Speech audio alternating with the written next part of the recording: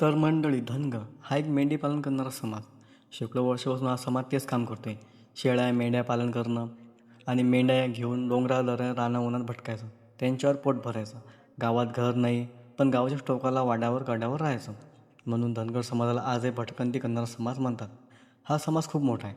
महाराष्ट्रात साधारण 15% लोकसंख्या आहे. मराठा जातीच्या खालोखाल येणारा समाज, पण तरीही त्यांना अजूनही योग्य हक मिळाले नाहीत, असा या समाजाचा आरोप आहे. सरकारने 1990 साली धनगर समाजाला NTच्या या गटात टाकला आणि फक्त 3.5% आरक्षण दिलं.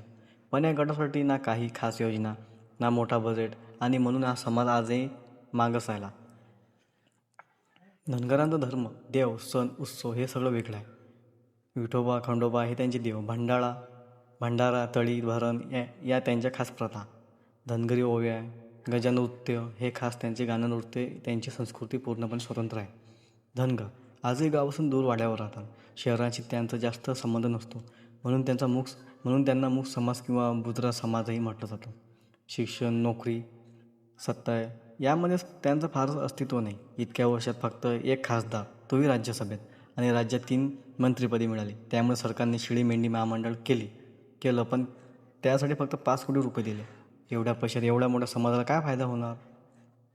आणि म्हणूनच हा समाज, आम्ही आदिवासी समाजाचे वेगळे निकष पूर्ण करतो.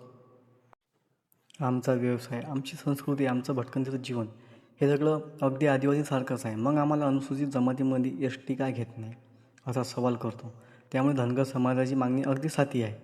आम्हाला ST प्रवर्गात घ्या आणि योग्य हक्क द्या. पण हे खरंच योग्य आहे का?